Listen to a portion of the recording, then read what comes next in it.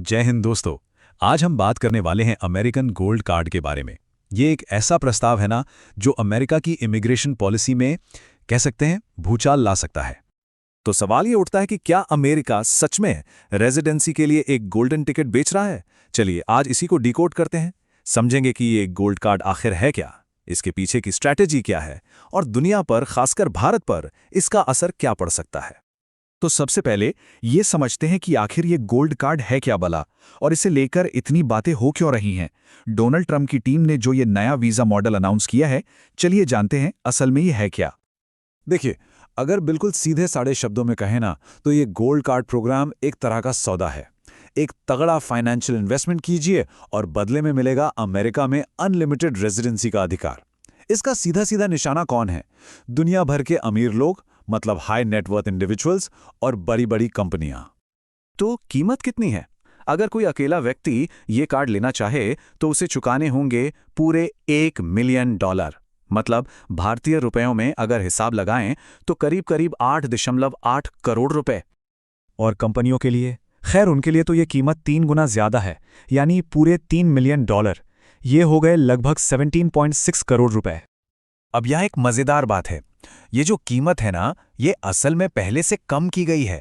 मतलब शुरू में तो प्रस्ताव था पूरे $5 मिलियन का, लेकिन बाद में इसे घटाया गया। क्यों? ताकि दुनिया भर से और भी ज्यादा इन्वेस्टर्स और टैलेंटेड प्रोफेशनल्स को अमेरिका की तरफ अट्रैक्ट किया जा सके। हाँ, इस कार्ड से अमेरिका में हमेशा के लिए रहने का अधिकार तो मिल जाएगा, लेकिन एक बहुत जरूरी बात समझनी होगी। इससे ना तो अमेरिकन पासपोर्ट मिलता है और ना ही वोट डालने का हक। और बस यही एक चीज इसे एक टिपिकल ग्रीन कार्ड से एकदम अलग बना देती है। तो अब सवाल आता है कि इस इतने बड़े पॉलिसी प्रपोजल के पीछे की स्ट्रैटेजी क्या है। असल में ये अमेरिका फर्स्ट वाली सोच का ही एक नया रूप है। इसे सिर्फ एक वीजा प्रोग्राम समझने की भूल मत कीजिएगा। ये अमेरिका फर्स्ट सोच का एक नया डाव है।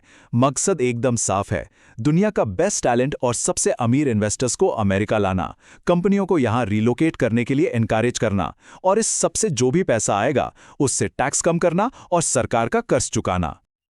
और ये स्ट्रैटेजी खास तौर पर टारगेट कर रही है स्टेम फील्ड्स के टॉप प्रोफेशनल्स को। स्टेम मतलब साइंस, टेक्नोलॉजी, इंजीनियरिंग और मैथ्स। और हम सब जानते हैं कि इन फील्ड्स में भारत और चीन जैसे देश टैलेंट के कितने बड़े पावर हाउस हैं।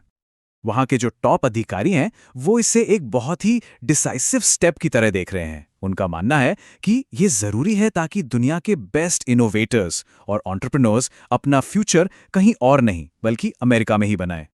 तो इरादे तो एकदम साफ हैं, लेकिन ये पूरा प्रोग्राम काम कैसे करेगा, इसे समझने के लिए चलिए इसके अलग अलग टियर्स यानी कैटेगरीज पर एक नजर डालते हैं। तो देखिए, यहाँ 3 तरह के कार्ड्स का ऑप्शन है।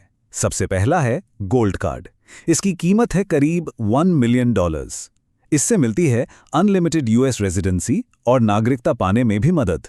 फिर आता है कॉर्पोरेट गोल्ड कार्ड। यह है $3 मिलियन का। इसकी सबसे खास बात, कंपनी इस वीजा को अपने एक एम्प्लॉय से दूसरे को ट्रांसफर कर सकती है। और आखिर में है प्लैटिनम कार्ड।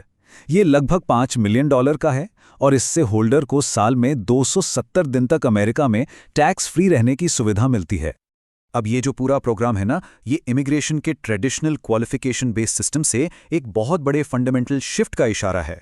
तो सबसे बड़ा और कह सकते हैं गेम चेंजिंग बदलाव क्या है? वो ये है कि ये गोल्ड कार्ड सिस्टम EB1 और EB2 जैसे मौजूदा वीजा को रिप्लेस कर सकता है। अब EB1 और EB2 वीजा किनको मिलते हैं? ये उन लोगों को दिए जाते हैं जिनकी अपनी फील्ड में एक्स्ट्रा ऑर्डिनरी एबिलिटी हो या जिनके पास एडवांस डिग्रीज हों।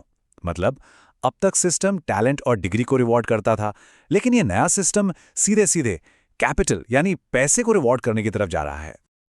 और हाँ, ऐसा भी नहीं है कि अमेरिका ये सब अकेले कर रहा है।